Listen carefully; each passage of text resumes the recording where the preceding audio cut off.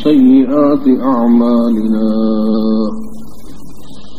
من يهده الله فلا مضل له ومن يضلله فلا هادي له ونشهد أن لا إله إلا الله وحده لا شريك له ونشهد أن سيدنا ونبينا ومولانا محمدا عبده ورسوله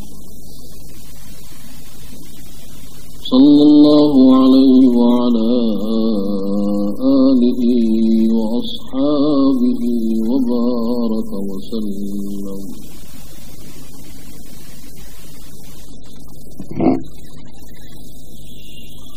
أما بعد فأعوذ بالله من الشيطان الرجيم. بسم الله الرحمن الرحيم.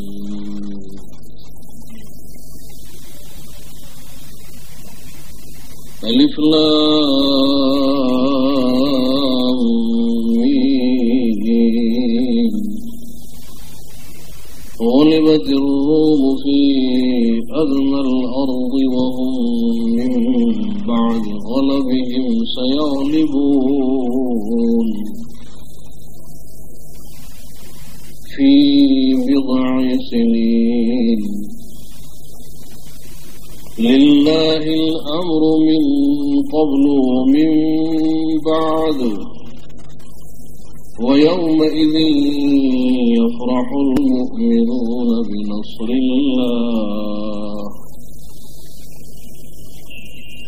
ينصر من يشاء من عباده وهو العزيز الحكيم.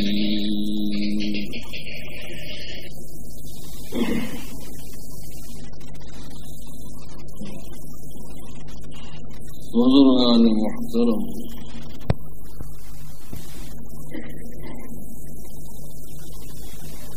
اس وقت سرکار دو عالم صلی اللہ علیہ وسلم کی بعثت ہوئی.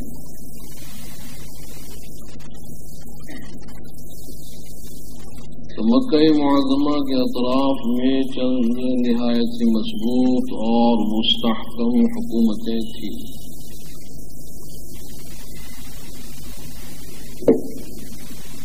اور منشا خداوندی یہ تھا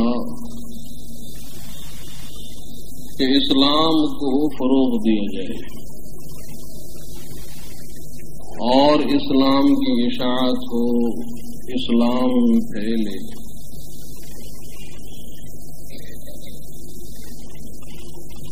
اور وہ جو حکومتیں تھیں تو اگر وہ مضبوط اور مستحکم رہتی تو اسلام کی ترقی میں بڑی رکاوٹ پیش آتی.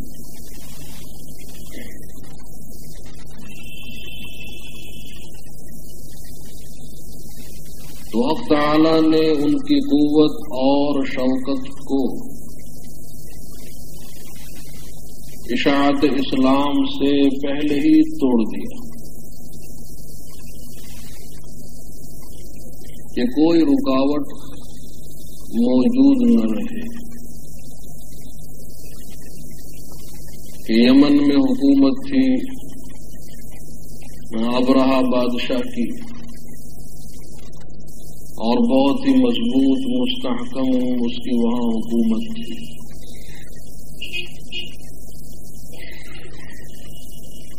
حضور اکرم صلی اللہ علیہ وسلم کی پیدائش سے 50 دن پہلے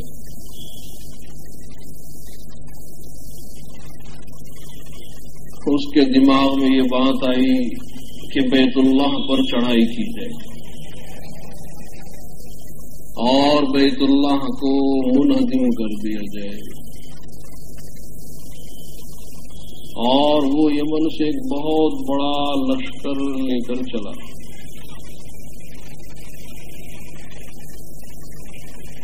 اور مزدلفہ کے قریب جو وادی محصر وہاں تک پہنچ گیا اور قریب تھا کہ مکہ معظمہ میں داخل ہو.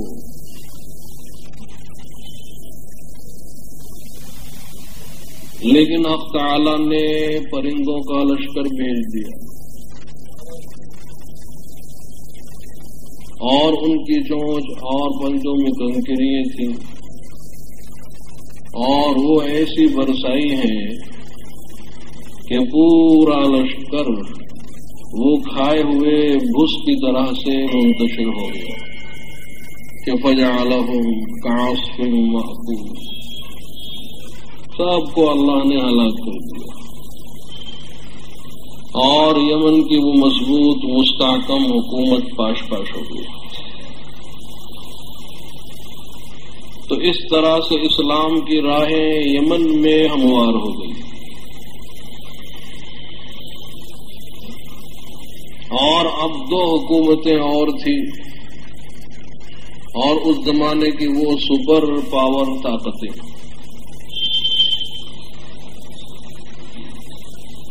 کسرا اور قیصر۔ تو جو ایران کا بادشاہ، تو ہر ایران کے بادشاہ کو کسرا کہا جاتا تھا اور روم کے ہر بادشاہ کو قیصر۔ تو اب یہ کسرا اور قیصر یہ ذاتی نام نہیں ہے بلکہ یہ کرسیوں کے نام ہیں کہ ایران کا جو بھی سربراہ ہو، بادشاہ ہو، اس کو کسرا کہیں گے اور روم کا جو بھی سربراہ مملکت اس کو قیصر۔ جیسے حبشے کا جو بھی بادشاہ ہو وہ نجاشی اور یمن کا جو بھی بادشاہ ہو وہ توبع اور ہندوستان کا جو بھی ہو وہ راجا۔ تو اب جیسے راجا کوئی ذاتی نام نہیں ہے تو اسی طرح سے یہ کسرا، قیصر، نجاشی، توبع یا فرعون یہ ذاتی نام نہیں ہے بلکہ یہ وہاں کی گدیوں کے نام ہیں۔ تو بہرحال حضور کے زمانے میں یہ دو بڑی طاقتیں تھیں، کسرا اور قیصر۔ تو حق تعالیٰ کی مشیت یہ ہوئی کہ ان دونوں کو آپس میں لڑوا کر ان کا زور توڑ دیا جائے۔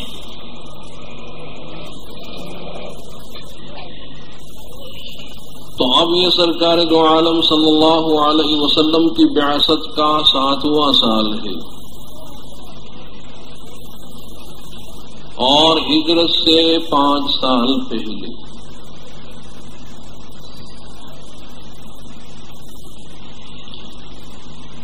ان دونوں کے اندر جب کلش شروع ہو گئی اور لڑائی کی تیاریاں شروع ہو گئی اور اس وقت ایران کا جو بادشاہ تھا کسرا، تو اس کا نام تھا پرویز نام تھا۔ تو وہ ایران کا بادشاہ خسرو پرویز، تو اس نے جنگ کی تیاریاں شروع کر دی اور قیصر کو معلوم ہوا تو اس نے بھی جنگ کے لیے تیاریاں شروع کی۔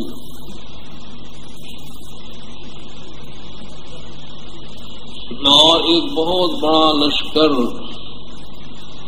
کسرا نے تیار کیا اور سپہ سالار بنایا 2 بھائیوں کو۔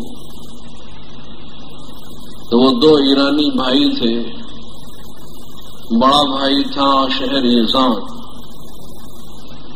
اور چھوٹے بھائی کا نام تھا فرخان۔ تو اب یہ دونوں بھائی ہی فوج کے کمانڈر تھے۔ تو ان کی سربراہی میں ایک بہت بڑا لشکر روانہ کر دیا کہ قیصر کے اوپر رومی مملکت پر چڑھائی کی ہے۔ تو وہ ایرانی لشکر گھستا چلا گیا، عراق سے ہوتے ہوئے ملک شام تک پہنچ گیا، اور روم سے بھی لشکر آیا، اور جو مٹبھیڑ ہو رہی ہے، آمنا سامنا ہو رہا ہے، تو وہ ملک شام کے کچھ شہر تھے جیسے ازروعات ہے، بصرہ ہے، تو یہاں میدان جنگ قائم ہوا۔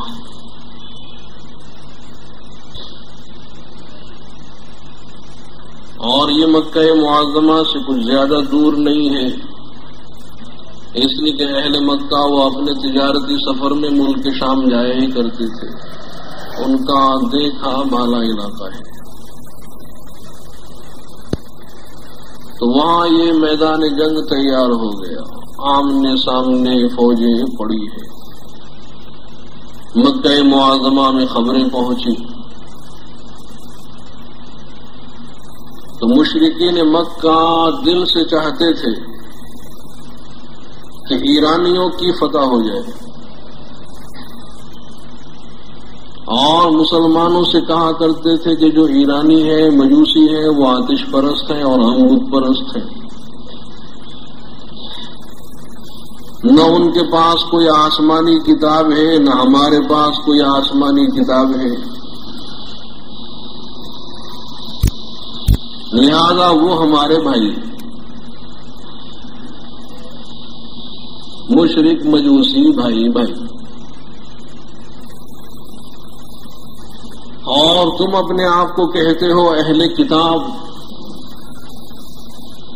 حساب قرآن ہمارے نبی پر نازل ہو رہا ہے، تو تم بھی اپنے آپ کو اہل کتاب کہتے ہو، اور وہ جو ہے رومی وہ بھی اہل کتاب ہیں، وہ بھی نصارہ ہیں، لہذا تم اور وہ بھائی بھائی۔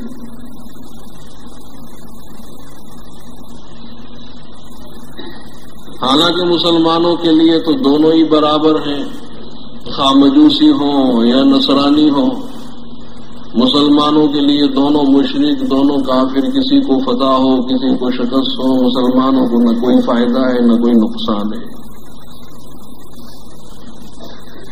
لیکن جب مشرکین مکہ نے یہ کہنا شروع کیا کہ صاحب ہم اور مجوسی بھائی بھائی ہیں اور تم اور رومی بھائی بھائی، تو پھر مسلمانوں نے بھی چاہا کہ فتح ان کی ہو، رومیوں کی۔ اب یہاں یہ دو دھڑے ہو گئے کہ مشرکین مکہ چاہتے ہیں کہ کسرا کی فتح ہو جائے، ایرانیوں کی، مجوسیوں کی فتح ہو، اور مسلمان یہ چاہتے ہیں کہ قیصر کی فتح ہو، رومیوں کی فتح ہو جائے، جو نصرانی ہیں ان کی فتح ہو جائے۔ لیکن جب جنگ شروع ہوئی تو وہ کسرا کو فتح ہو گئی، ایرانی لشکر کو فتح ہو گئی، اور رومی لشکر کو جو شکست ہوئی بہت ہی بری طرح سے شکست ہوئی، اور ایرانی لشکر بڑھتا چلا گیا، رومیوں کے شہر پر شہر فتح کرتا ہوا، اور آبادیوں کو رونتا ہوا، بستیوں کو اجاڑتا ہوا، حتیٰ کہ جو قسطنطنیہ ہے کہ جو ایرانیوں کی اس وقت راجدھانی تھی، دارالسلطنت جس کو آج کل کہتے ہیں استنبول، تو ایرانیوں نے اسے بھی فتح کر لیا، قسطنطنیہ کو فتح کر لیا، اور وہاں جو ان کے گرجے تھے ان کو منہدم کر دیا، اور اپنے آتش کدے وہاں قائم کیے، تو گویا ان کے دارالسلطنت کو بھی فتح کر لیا۔ اور جب یہ خبریں مکہ معظمہ میں پہنچی تو مشرکین مکہ تو خوشی سے اچھل پڑے، اور صاحب ان میں خوشی کی لہر دوڑ گئی، اور مسلمانوں کو چھیڑنے لگے، یہ دیکھا ہمارے بھائی تمہارے بھائیوں پر غالب آ گئے، ہمارے بھائی تمہارے بھائیوں پر غالب آئے، اور دیکھو اگر ہم میں اور تم میں کبھی جنگ ہوگی ہم تم پر غالب آئیں گے۔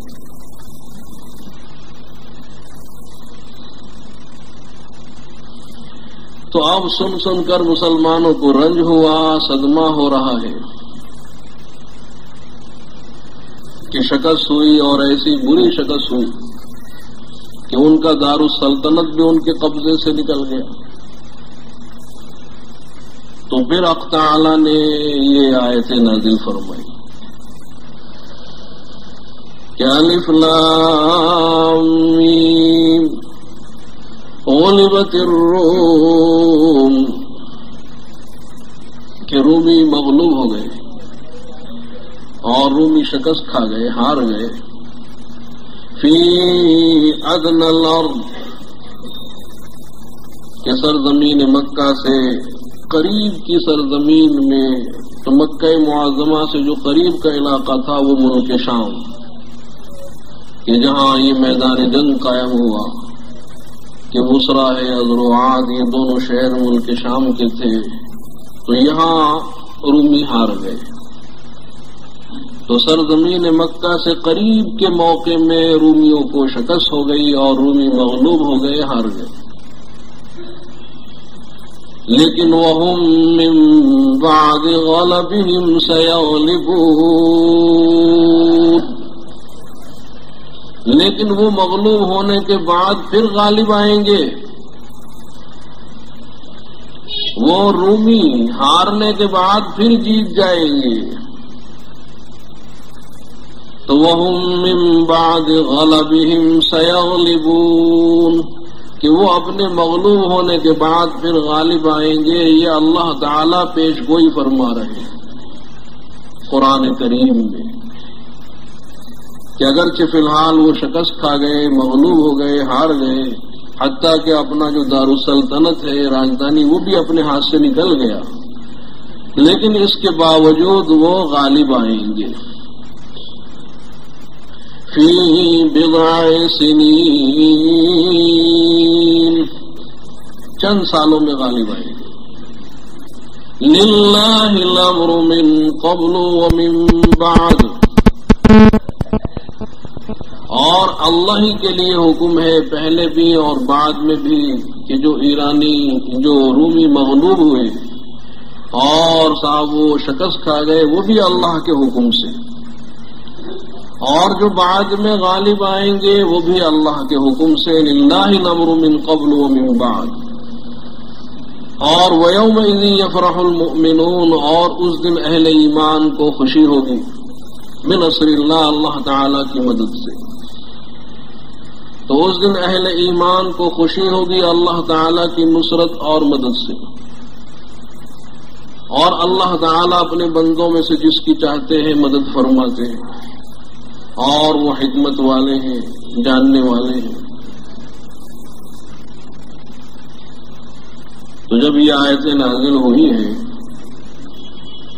تو حضرت ابو بکر صدیق رضی اللہ تعالی عنہ ان مشرکین کے پاس پہنچے، اور صاحب وہ ان کی میٹنگ ہو رہی تھی، وہ خوشیاں منا رہے تھے کہ دیکھو صاحب کیسی فتح ہوئی ہے، ایرانیوں کی کیسی فتح ہوئی ہے، اور رومی کتنی بری طرح سے شکست کھا گئے، اور ایرانی لشکر ہے اور وہ روم میں گھسا جا رہا ہے، ان کے شہر پر شہر فتح ہو رہے ہیں، حتیٰ کہ دارالسلطنت بھی فتح کر لیا، بہت خوش ہو رہے ہیں۔ حضرت ابو بکر نے کہا کہ خوش مت ہو، یہ تھوڑے دنوں کی خوشی ہے، اور رومی پھر غالب آئیں گے۔ تو انہوں نے کہا یہ ہو ہی نہیں سکتا کہ رومی اب غالب آئے، ممکن نہیں ہے، کیونکہ حالات ہی ایسے تھے کہ جب دارالسلطنت ہی اپنے قبضے سے نکل جائے اور کوئی شہر اپنے قبضے میں نہ رہے تو پھر غالب آنے کا سوال پیدا نہیں ہوتا۔ انہوں نے انکار کیا کہ اب یہ رومی غالب آئے، ممکن نہیں ہے۔ ابو بکر تم جھوٹ کہہ رہے ہو۔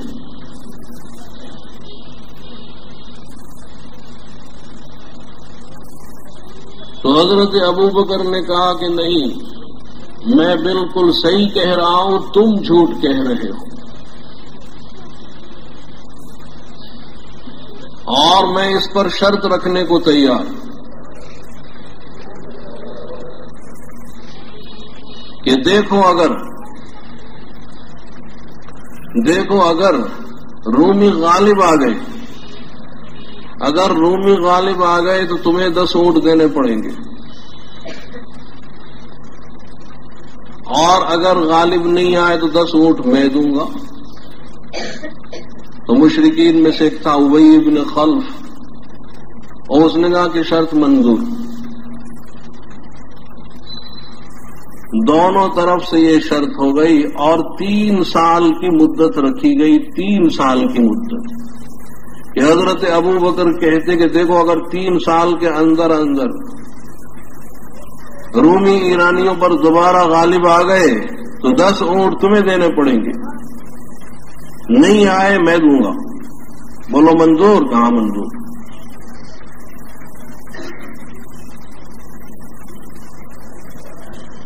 اور پھر حضرت ابو بکر حضور اکرم صلی اللہ علیہ وسلم کی خدمت میں حاضر ہوئے اور عرض کیا کہ میں نے ابی بن خلف سے ایسی شرط رکھنی ہے، حالانکہ یہ شرط دونوں طرف سے تھی، ہار جیت کی شرط،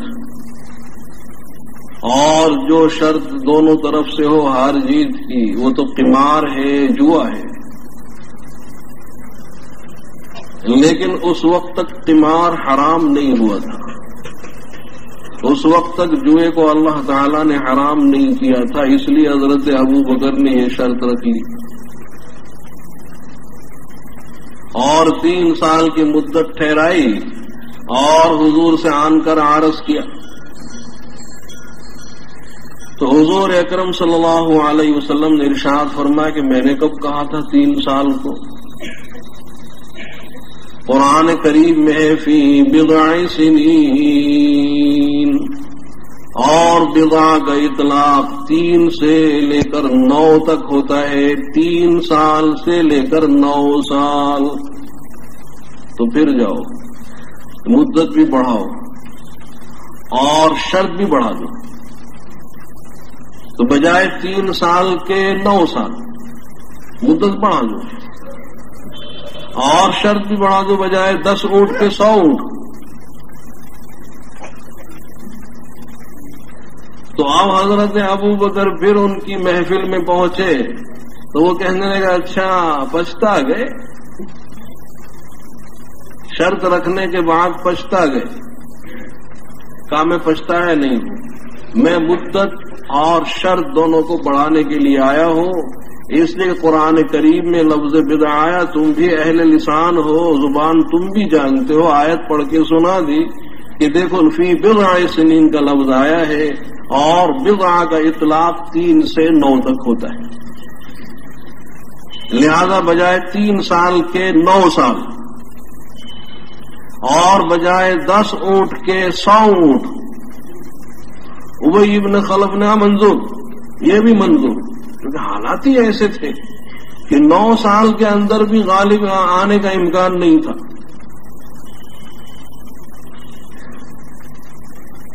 تو بہرحال مدت بڑھ گئی اور مقدار بڑھا دی، بجائے 3 سال کے 9 سال کی مدت رکھی گئی، بجائے 10 اونٹ کے 100 اونٹ۔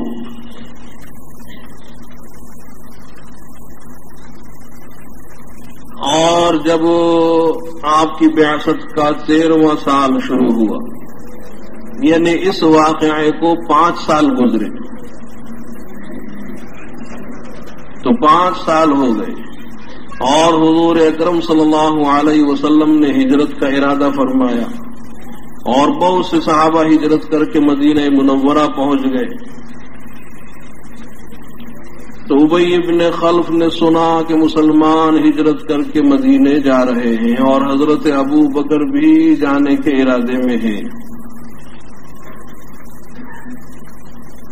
تو ابی بن خلف آیا حضرت ابو بکر کے پاس اور انہیں دبوچ لیا اور کہا کہ میں نے سنا ہے کہ تم یہاں سے ہجرت کر کے چلے جاؤ گے، لیکن میں تمہیں جانے نہیں دوں گا۔ تم نے جو شرط رکھی ہے تو یہاں اپنا کوئی کفیل اور اپنا کوئی ضامن بنا کر جاؤ کہ اگر شرط میں جیت گیا تو وہ 100 اونٹ میں کس سے وصول کروں گا؟ تو کوئی کفیل ہونا چاہیے تمہاری طرف سے۔ حضرت ابو بکر نے کہا کہ میرا بیٹا عبداللہ ہے، بڑا بیٹا عبداللہ، وہ کہیں نہیں جائے گا، وہ یہیں رہے گا، وہ کفیل ہے۔ اور عبداللہ نے یہ کفالت قبول کر لی کہ اگر 9 سال کی مدت گزر گئی اور رومی غالب نہ آئے تو وہ 100 اونٹ میں دے دوں گا۔ انہوں نے کفالت منظور کر لی اور حضرت ابو بکر حضور کی معیت میں ہجرت کر کے مدینہ منورہ آ گئے اور ہجرت کے 2 سال کے بعد غزوہ بدر پیش آیا تو 5 سال وہ ہو گئے تھے، 2 سال یہ ہوئے، یہ 7 سال ہوئے۔ تو اب ادھر مسلمان میدان بدر میں ہیں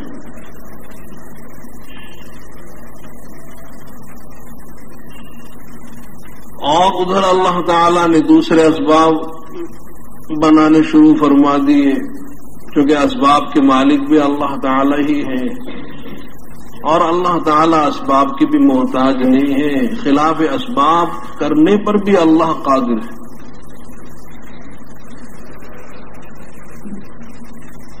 تو اب وہ اسباب یعنی رومیوں کی فتح کے اسباب اللہ نے بنانے شروع کیے اور وہ اس طرح سے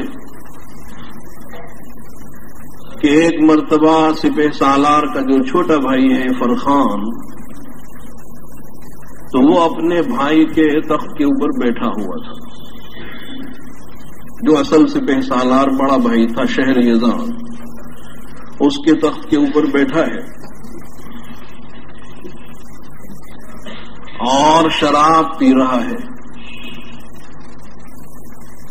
اور جب شراب کا نشہ چڑھ گیا تو نشے کی حالت میں اس نے کہا کہ ابھی تو میں اپنے بڑے بھائی کے تخت پر بیٹھا ہوں اور ایک دن میں کسرا کے تخت کے اوپر بیٹھوں گا۔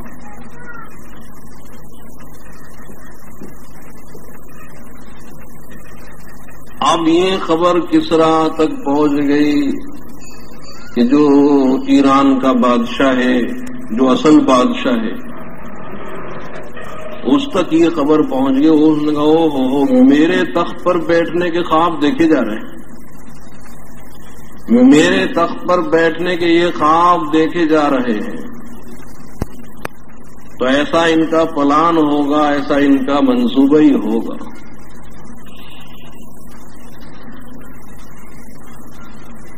تو اس نے قاصد روانہ کیا شہر یزاد کی طرف اور اس کو حکم دیا کہ تمہارا چھوٹا بھائی فرخان، اس کے سر کو قلم کر کے میرے پاس بھیج دو، اس کا سر اتار کر میرے پاس بھیج دو۔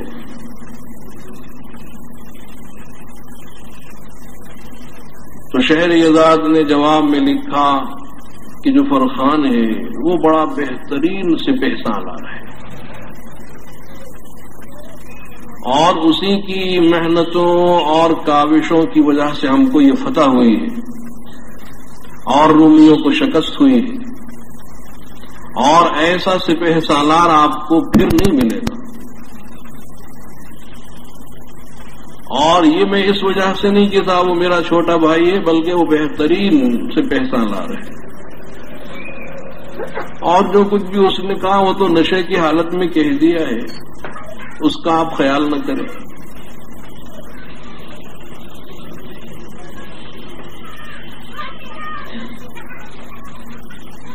تو وہ خسرو پرویز کو جب یہ پیغام پہنچا اس نے تسلیم نہیں کیا۔ انہوں نے کہا ہمارے ملک میں اور صاحب ہماری فوج میں سپہ سالاروں کی کمی نہیں ہے، اس سے اچھے اچھے جوہر والے موجود ہیں، اور جو میں حکم دے رہا ہوں اس پر عمل کرو اور صاحب فرخان کے سر کو قلم کر کے میرے پاس بھیجو. یہ دوبارہ خط، دوسرا خط گیا.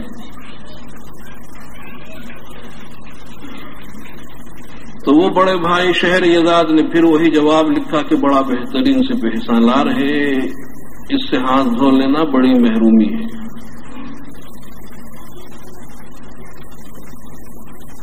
اس نے پھر تیسرا خط لکھا بادشاہ نے، کسرا نے، کہ نہیں، اس کے سر کو کاٹ کر میرے پاس بھیجو.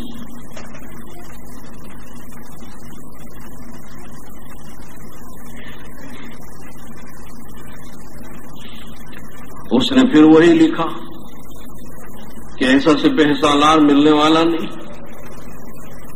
تو اب کسرا کو غصہ آیا شہر یزاد پر، جو اصل سپہ سالار بڑا بھائی ہے. ویسے اس کو کچھ کہا نہیں، لیکن قاصد روانہ کر دیے اور اپنا فرمان دے کر قاصد روانہ کر دیے. فوج کے نام فرمان لکھا اور یہ فرمان لکھا کہ اب تمہارا سپہ سالار فرخان کو بنایا جا رہا ہے، چھوٹے بھائی کو، اور اس کے نام بھی پیغام کہ اب تم کو سپہ سالار بنا دیا گیا ہے، اور جو تمہارا بڑا بھائی شہر یزاد اس کو معزول کر دیا گیا، سسپینڈ کر دیا گیا.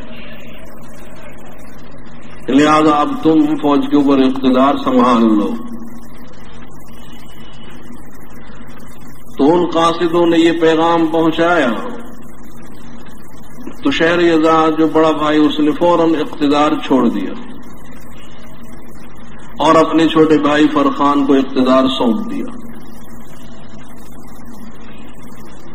اور فرخان اب اصل سپہ سالار بن گیا اور فوج پر اس نے کنٹرول سنبھال لیا. تو وہ کسرا نے قاصدوں کو ایک دوسرا خط بھی دیا ہوا تھا اور یہ کہا کہ جب دیکھنا کہ فرخان نے اقتدار سنبھال لیا ہے اور فوج اس کے تابع حکم بن گئی ہے، تو اب یہ دوسرا خط فرخان کو دینا. تو اب وہ قاصدوں نے دوسرا خط فرخان کو دیا اور اس میں یہ لکھا ہوا ہے کہ اب تم اپنے بڑے بھائی شہر یزاد کے سر کو قلم کر کے میرے پاس بھیج دو.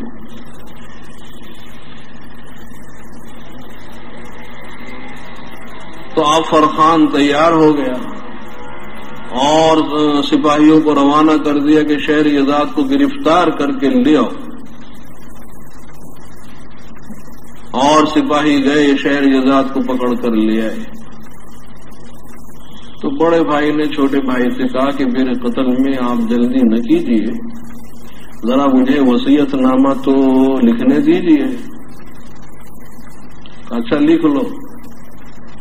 تو کہا کہ وہ میرا تھیلا وہاں گھر رہ گیا ہے، اسے منگانا ہے.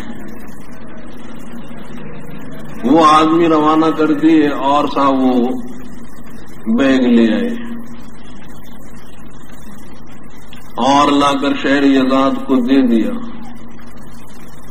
اس نے 3 خط نکال کر فرخان کے سامنے ڈالے کہ جب میں سپہ سالار تھا تو کسرا کا 1 فرمان نہیں، 2 نہیں، 3 فرمان آئے تھے تمہارے قتل کے بارے میں کہ تم اپنے چھوٹے بھائی فرخان کے سر کو قلم کر کے میرے پاس روانہ کر دو. تو میں نے بادشاہ کے 3 خطوں کو، 3 فرمانوں کو ٹھکرایا تھا اور تم ایک ہی فرمان میں میرے سر کو قلم کرنے کے لیے تیار ہو گئے. حالانکہ میں تمہیں اس وقت قتل کر سکتا تھا، اقتدار پر تھا، لیکن میں نے خیال کیا. تو اب چھوٹے بھائی کو بہت ہی ندامت پیدا ہوئی اور فوراً تخت سے اتر گیا اور اپنے بڑے بھائی سے کہا نہیں، اقتدار آپ ہی سنبھالیے. بڑا بھائی آ گیا تخت پر اور اب اقتدار پوری فوج پر اقتدار اور کنٹرول پھر شہر یزاد کا ہو گیا. اور شہر یزاد نے اب قیصر کو پیغام بھیجا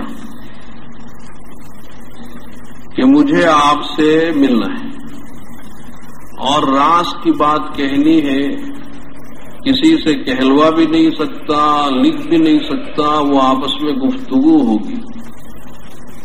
تو آپ اور آپ کے ساتھ صرف 50 رومی ہو، اور میں ہوں گا اور میرے ساتھ صرف 50 ایرانی ہوں گے، اور ہم دونوں ہی گفتگو کریں گے، کوئی خاص بات آپ سے کرنی ہے۔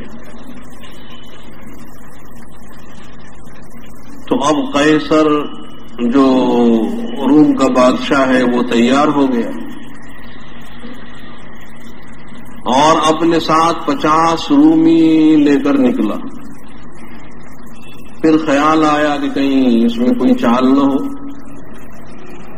اور شہر یزاد کے ساتھ کوئی بڑا لشکر نہ ہو، تو وہ جاسوس روانہ کر دیے۔ انہوں نے رپورٹ دی نہیں کہ شہر یزاد کے ساتھ بھی صرف 50 ہی آدمی ہیں،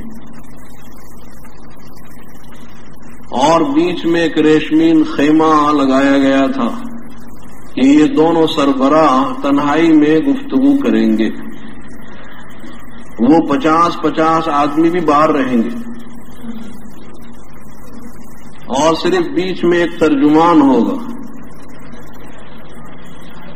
تو اس ریشمی خیمے کے اندر یہ صرف 3 ہی داخل ہوئے، شہر یزاد اور قیصر اور ایک ترجمان۔ اور شہر یزاد نے یہ کہلوایا اپنے ترجمان کی معرفت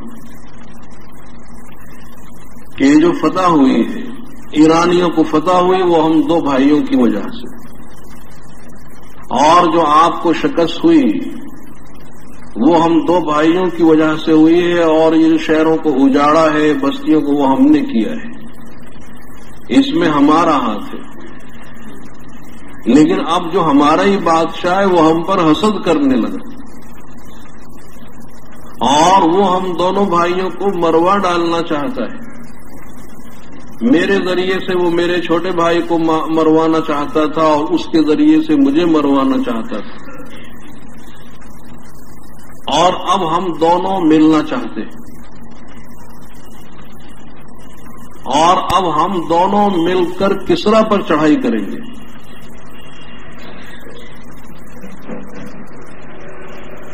اور پھر کہا کہ راز اس وقت تک راز رہتا ہے جب تک کہ 2 میں ہو،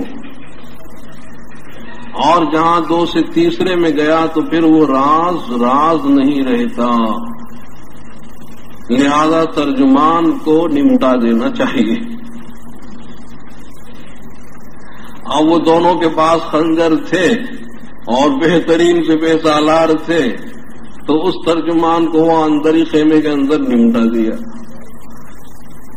اور باہر نکل آئے، اور ادھر قیصر نے تیاریاں کی اور ادھر ان دونوں بھائیوں نے اپنے لشکر کو تیار کیا، اور پھر سب مل گئے، اور ملنے کے بعد جو کسرا کے اوپر چڑھائی کی ہے تو اب ایران میں گھستے چلے گئے، اور کتنے ایران کے شہر فتح کر لیے، اور اپنے شہر جو ہاتھ سے نکل گئے تھے وہ دوبارہ رومیوں کے قبضے میں آ گئے، تو وہ پورا علاقہ پھر رومیوں کے قبضے میں آ گیا، اور کتنے ہی ایرانی شہر فتح کر لیے، اور اب کسرا کو بری طرح سے شکست ہو گئی۔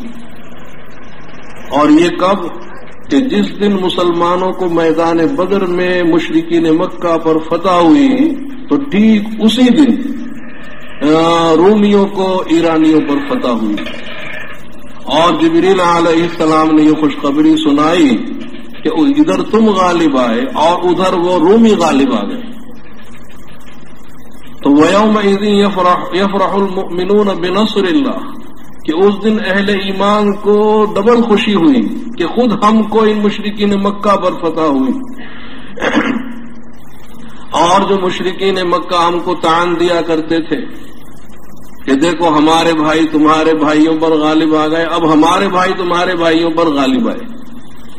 اور قرآن کریم نے جو پیشگوئی فرمائی تھی وہ سچ ہوئی کہ فی بضع سنین، تو بجائے 9 سال کے صرف 7 سال کے اندر اللہ تعالیٰ نے ایسی کایا پلٹ دی کہ وہ کھوئے ہوئے علاقے پھر حاصل ہو گئے اور وہ جو مغلوب ہو گئے تھے پھر غالب آ گئے۔ تو اب حضرت ابو بکر نے کہا کہ شرط کے 100 اونٹ،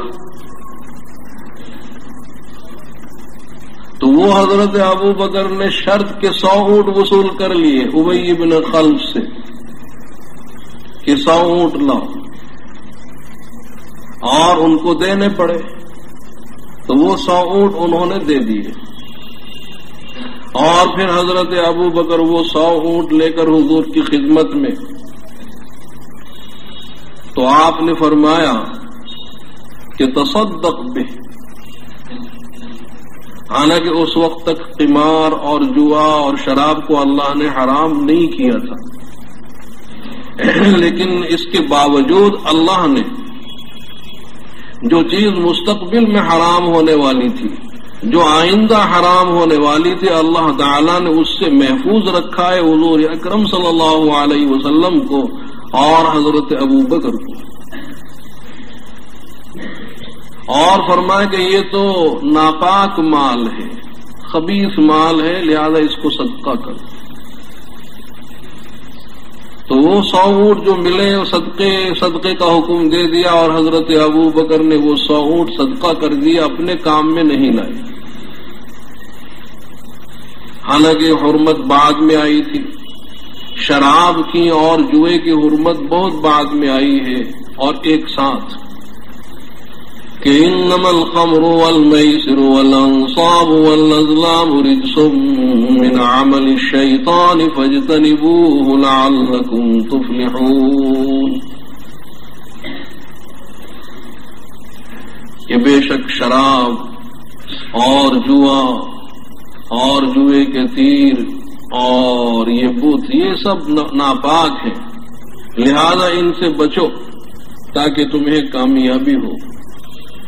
تو حرمت خمر کے سلسلے میں یہ آخری آیت ہے، ورنہ ابتداء اسلام میں شراب بھی جائز تھی، اس لیے کہ وہ تو اہل عرب کی گٹی میں پڑی ہوئی تھی، شراب کے عادی تھے، جوا کھیلنے کے عادی تھے، اور اگر ایک دم سے روکا جاتا تو وہ مصلحت کے خلاف ہوتا، جیسے کوئی آپ کی گاڑی تیز رفتار جا رہی ہو اور ایک دم بریک لگا دیں تو پلٹ جائے گی، اور اس میں آپ کو دھیمے دھیمے بریک لگانا پڑتا ہے، تو ایسے ہی شراب کو حرام تو کرنا تھا، اور وہ اللہ تعالیٰ کے علم میں تھا کہ کب حرام کرنا ہے، لیکن ایک دم سے اللہ نے حرام نہیں کیا، مصلحت کے خلاف ہو جاتا، کیونکہ پی رہے تھے، عادت پڑی ہوئی تھی، اور بہت ہی زیادہ عادت پڑی ہوئی تھی، تو اس لیے اللہ تعالیٰ نے نہ شراب پینے سے روکا نہ جوا کھیلنے سے روکا۔ پھر ہلکا سا اللہ نے ایک بریک دیا کہ یسألونک عن الخمر والمیسر، کہ لوگ آپ سے سوال کرتے ہیں شراب اور جوئے کے بارے میں، کہ قل فیہما اسم کبیر ومنافع للناس واسمہما اکبر من نفعہما، تو آپ کہیے کہ ان دونوں میں بڑا گناہ ہے اور کچھ نفع بھی ہے، لیکن نفع کے مقابلے میں نقصان زیادہ ہے۔ اب یہ ایک ہلکا سا بریک ہوا، ورنہ اب تک تو ذہنوں میں یہی تھا کہ شراب میں نفع ہی نفع ہے، نقصان تو ہے ہی نہیں، اور جوئے میں فائدہ ہی فائدہ ہے، کوئی نقصان نہیں ہے۔ ذہنوں میں پہلی مرتبہ یہ بات ڈالی گئی کہ جہاں اس میں فائدہ ہے وہاں نقصان بھی ہے، اور فائدے کے مقابلے میں نقصان زیادہ ہے۔ تو اب جن کی نگاہ گئی نقصان پر، انہوں نے شراب چھوڑ دی، اور جن کی نگاہ نفع پر تھی وہ پیتے رہے، کیونکہ ابھی اللہ نے حرام تو کی نہیں ہے، وہ پیتے رہے، لیکن پینے والوں کی تعداد ضرور کم ہو گئی، کہ بہت سو نے احتیاطاً چھوڑ دی کہ بھئی اس میں نقصان ہے، اور گناہ ہے اور گناہی اس میں زیادہ ہے، لہذا چھوڑ دینی چاہیے۔ اور پھر یہ واقعہ ہوا کہ کسی انصاری کے یہاں دعوت تھی، تو انصار مدینہ بھی ہیں، مہاجرین بھی ہیں، تو پہلے کھانے کا دور چلا، اور کھانے سے فراغت کے بعد، کیونکہ شراب حرام تو ہوئی نہیں ہے، تو کھانے سے فراغت کے بعد شراب کا دور چلا، جیسے یہاں پیپسی کا دور چلتا ہے، تو وہ اصلی پیپسی کا دور چل پڑا، اور پی صاحب انہوں نے،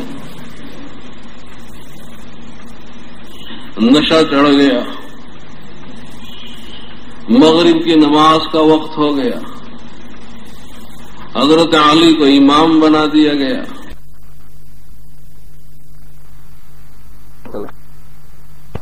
حضرت علی کو امام بنا دیا گیا۔ اب حضرت علی نماز پڑھا رہے ہیں اور قل یا ایھا الکافرون یہ سورت شروع کی، جہاں جہاں لا ہے وہ لا چھوٹتا چلا گیا، لا اعبد یا ما اعبد، تو وہاں لا اور ما چھوٹا، معنی کچھ سے کچھ ہو گئی، معنی میں بہت بڑا فرق آ گیا، لیکن چونکہ نشہ تھا وہ پتہ نہیں چلا۔ تو اب اللہ تعالی نے دوسرا بریک لگایا کہ لا تقربوا الصلاة وانتم سکارى حتى تعلموا ما تقولون، کہ نشے کی حالت میں نماز کے قریب نہ جاؤ یہاں تک کہ جو کچھ پڑھ رہے ہو اس کا احساس ہونا چاہیے کہ ہم کیا تلاوت کر رہے ہیں۔ تو اب یہ تو ہو نہیں سکتا کہ شراب کی وجہ سے نماز چھوڑ دے، وہ صحابہ تھے نا، ہم تو الٹا کرتے تھے، بلکہ نماز کی وجہ سے انہوں نے شراب چھوڑ دی، اور مطلب بھی ہے کہ نماز تو بہرحال پڑھنی ہے، اب نماز کی وجہ سے شراب نہ پیو، نماز کے اوقات میں شراب مت پیو، یہ پابندی ہے کہ نماز کے اوقات میں شراب پینا حرام۔ اس لیے کہ نماز کے اوقات میں شراب پینی، نشہ چڑھ گیا، اب نماز میں کیا پڑھ رہے کچھ پتہ ہی نہیں چلے گا، اور اس سے اللہ نے روکا ہے کہ دیکھو جو کچھ بھی تم تلاوت کرو اس کا تمہیں ادراک ہونا چاہیے۔ تو اب بہت سو نے کلیتاً چھوڑ دی، اور بہت سے احتیاط سے پیتے رہے، جیسے عشاء کی نماز پڑھ کر پی لی، عشاء کی نماز پڑھ کر پی لی، اب فجر تک تو لمبا ٹائم ہے، نشہ اتر جائے گا، اور پھر فجر کی نماز پڑھ کر پی لی تو ظہر تک بھی لمبا وقت ہے، ظہر تک نشہ اتر جائے گا، احتیاط سے پیتے رہے۔ لیکن حضرت عمر نے کبھی شراب نہیں پی، اور حضرت عمر بار بار حضور سے درخواست کرتے تھے اور اللہ سے دعائیں مانگتے تھے کہ اللہم بین لنا فیہ بیانا شفا، کہ پروردگار تیرا صاف صاف فیصلہ آنا چاہیے۔ تو جب پہلا بریک آیا ہے تب بھی حضور نے حضرت عمر کو بلا کر کہا کہ دیکھو اللہ نے تھوڑا سا روکا ہے کہ جہاں اس میں نفع ہے وہاں نقصان بھی بتلایا گیا، اور نفع کے مقابلے میں نقصان زیادہ بتلایا گیا، لیکن حضرت عمر کو تسلی نہیں ہوئی کہ نہیں، صاف صاف بیان آنا چاہیے۔ اب یہ دوسرا بریک آیا کہ دیکھو اللہ تعالی نے نماز کے اوقات میں شراب پینے کو حرام کیا ہے،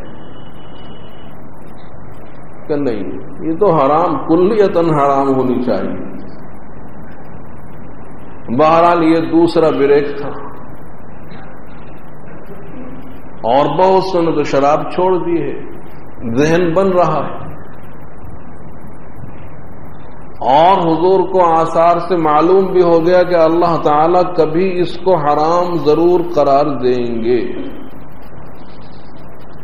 یہ حرام ہونے والی چیز ہے، لیکن دیکھیے جو چیز آگے حرام ہونے والی تھی اللہ تعالیٰ نے اس سے محفوظ رکھا اپنے محبوب سرکار دو عالم صلی اللہ علیہ وسلم کو، کہ حضور نے کبھی شراب نہیں پی، حضرت ابو بکر نے کبھی شراب نہیں پی، حضرت عمر نے کبھی شراب نہیں پی، حضرت عثمان نے کبھی شراب نہیں پی، نہ کبھی جوا کھیلا۔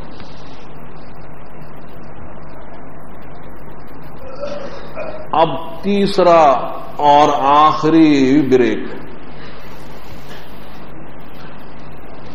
تو وہ پھر کہیں دعوت تھی،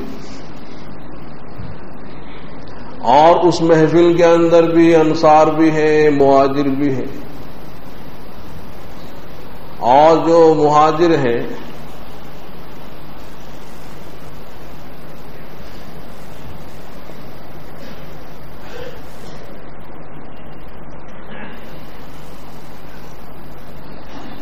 وہ مکہ معظمہ سے آ کر وہاں آباد ہوئے، اور جو انصار ہیں وہ تو وہیں مدینے کے باشندے ہیں اصلی۔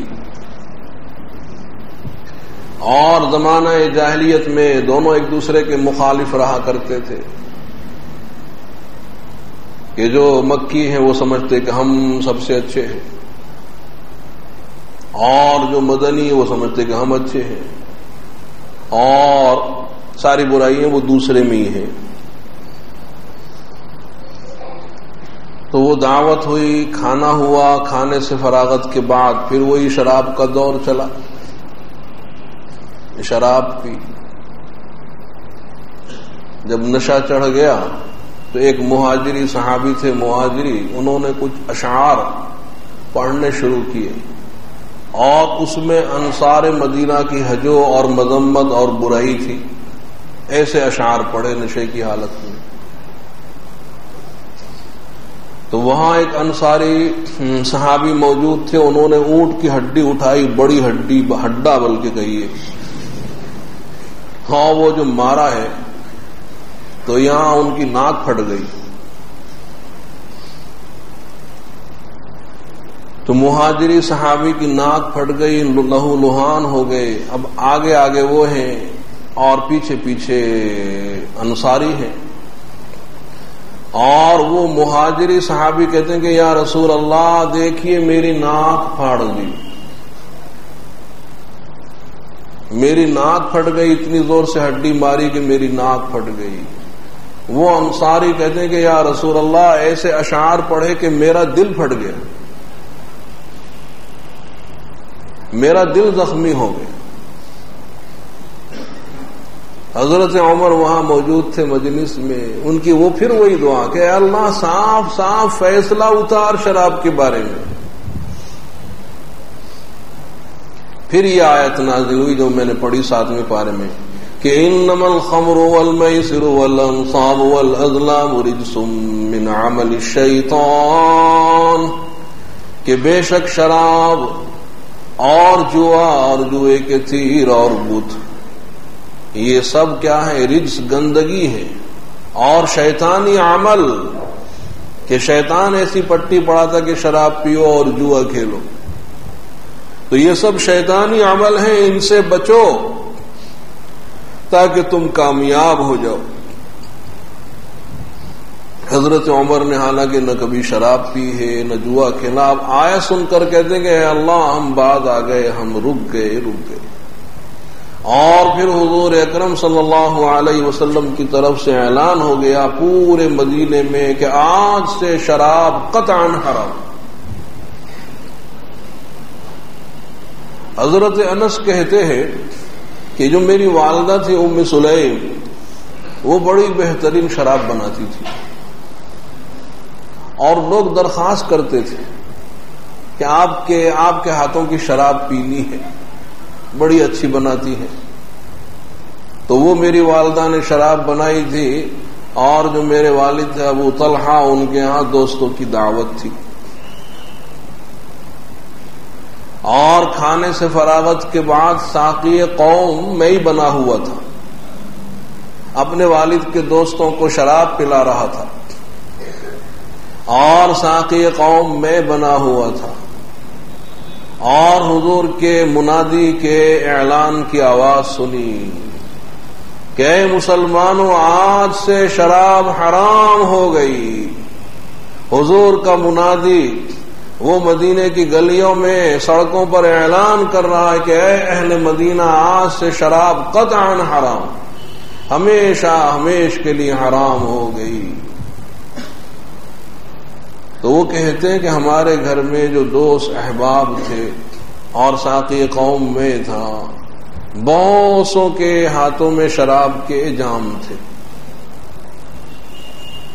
شراب کے جام ان کے ہاتھوں میں ہیں، لیکن جب حضور کے منادی کی آواز سنی کہ آج سے شراب حرام، تو ان کے ہاتھ وہیں جام ہو گئے. ہاتھوں میں جام ہیں اور جب آواز سنی ہاتھ وہیں جام ہو گئے کہ اب نہیں پی رہے. بلکہ بعضوں نے گھونٹ لے لیا تھا، شراب کا گھونٹ لے لیا، شراب منہ میں ہے اور اس اعلان کی آواز کان میں آئی ہے، تو وہ جو گھونٹ ہے منہ میں ہے اس کو حلق سے نیچے نہیں اتارا، کلی کر دی. لوگ کہتے ہیں نا کہ ہم میں اور صحابہ میں کیا فرق ہے.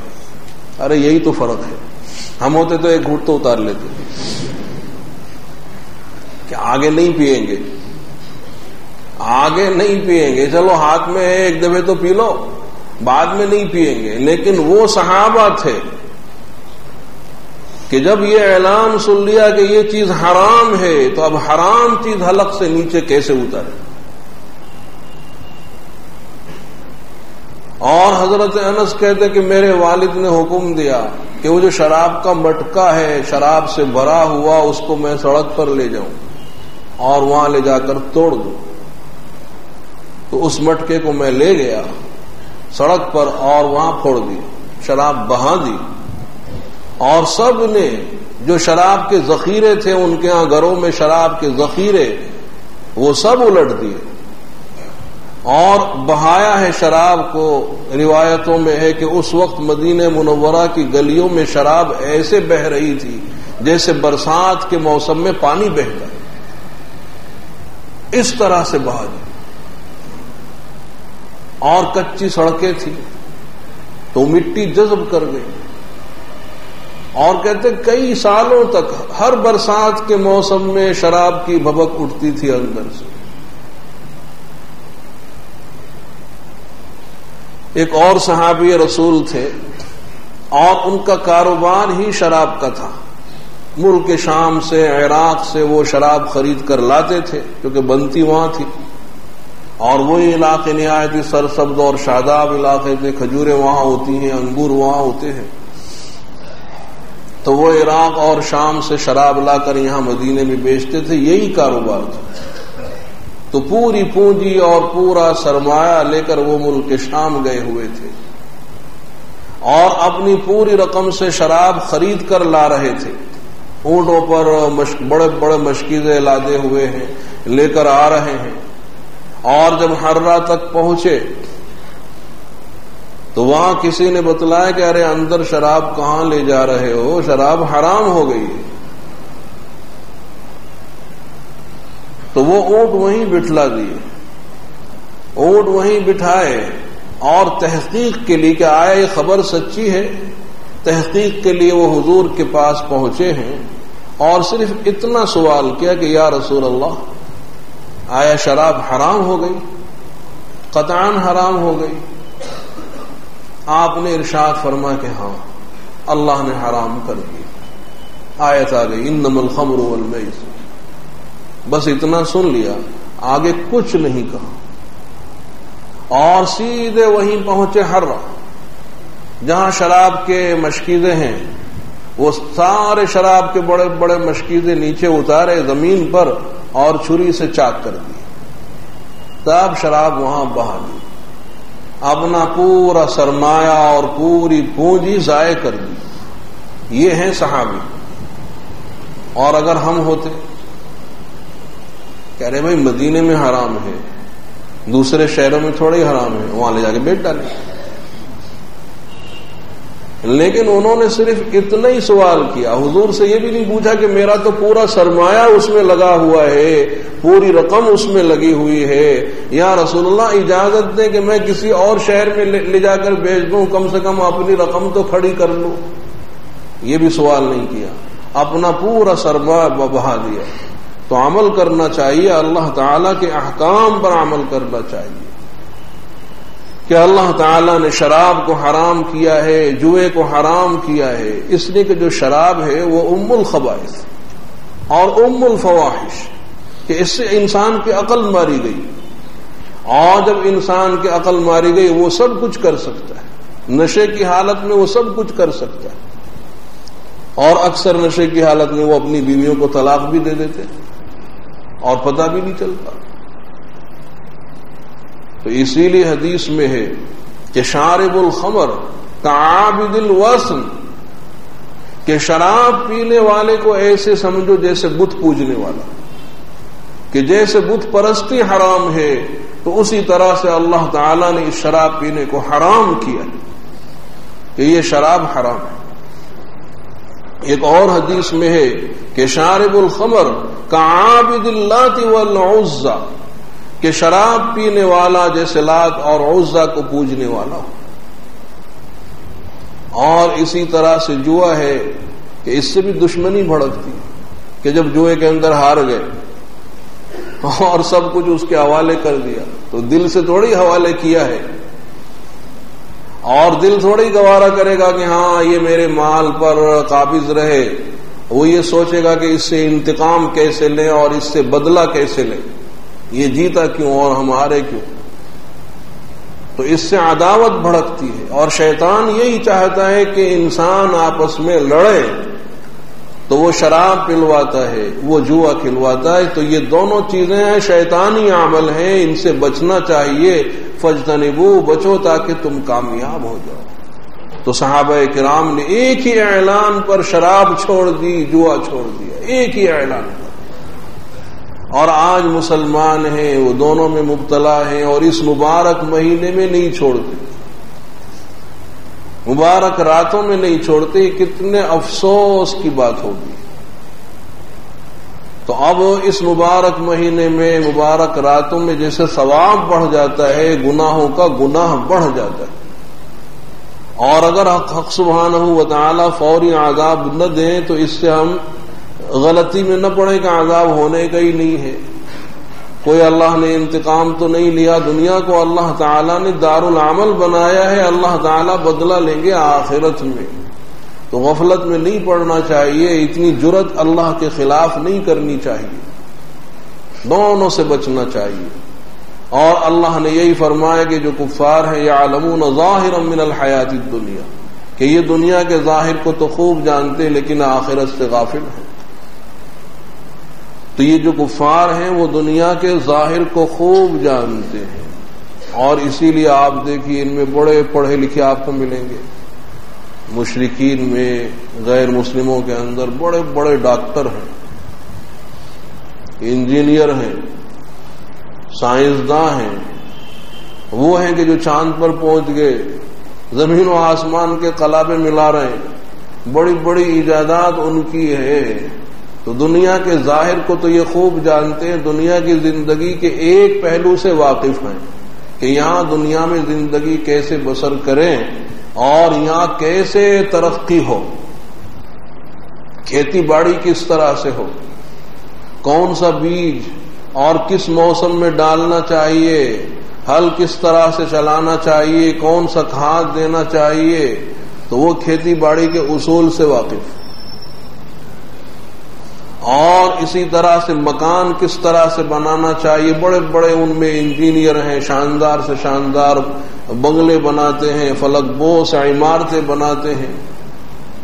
اور تجارت سے بھی خوب واقف ہیں کہ کون سا مال خریدنا چاہیے، کہاں سے خریدنا چاہیے، کہاں لے جا کر بیچنا چاہیے. تو وہ تجارت کے اصول سے واقف، اور بڑی بڑی مارکیٹیں ان کی ہیں صاحب. اور صنعت سے تو خوب واقف ہیں، اور کیسی کیسی صنعتیں ایجاد کی ہیں، ہوائی جہاز ایجاد کیے ہیں اور صاحب خلائی سیارے ایجاد کیے ہیں. تو یہ ایک پہلو سے واقف. لیکن جو دوسرا پہلو ہے اور وہ اصلی ہے کہ مرنے کے بعد جو زندگی آنے والی ہے اس سے غافل، اور اس کے لیے کوئی محنت نہیں۔ حالانکہ دنیا میں ہماری زندگی مختصر اور وہ بھی آخرت بنانے کے لیے اللہ نے دی ہے، تو گویا تھوڑے عرصے کے لیے ہم دنیا میں آئے، جیسے کوئی مسافر ٹرین سے سفر کر رہا ہو اور راستے میں ٹرین بدلنی ہو اور صاحب وہ کسی روم میں ٹھہر جائے، ویٹنگ روم میں ٹھہر جائے، تو وہ تھوڑی مدت کے لیے ویٹنگ روم میں ٹھہرا ہوا ہے، سفر کرتا ہوا آیا ہے اور آگے پھر سفر کرنا ہے۔ تو اس طرح سے بہت سے عالموں سے ہم ہوتے ہوئے عالم دنیا میں آئے ہیں، اور پھر آگے ہم کو جانا ہے عالم برزخ کی طرف، عالم آخرت کی طرف، اور پھر صاحب وہاں جنت یا جہنم وہ ہمیشہ رہنے کے لیے اللہ نے بنایا ہے۔ تو فکر اس کی ہونی چاہیے کہ ہم اپنے آپ کو جہنم سے بچائیں اور جنت کا مستحق بنائیں۔ اس کے لیے اللہ تعالیٰ نے انبیاء علیہ السلام کے سلسلے کو قائم فرمایا اور ان پر کتابیں اتاری، اور سب سے اخیر میں سرکار دو عالم صلی اللہ علیہ وسلم تشریف لائے، اور اللہ نے آخری کتاب دے کر اس دین کو قیامت تک کے لیے محفوظ کر دیا کہ یہ دین محفوظ رہنے والا ہے، اس پر چلو اور اپنی آخرت کو بنانے کی کوشش کرو۔ تو حق سبحانہ و تعالی ہم سب کو اس کی توفیق نصیب فرمائے۔ اللهم ربنا آتنا في الدنيا حسنة وفي الآخرة حسنة وقنا عذاب النار۔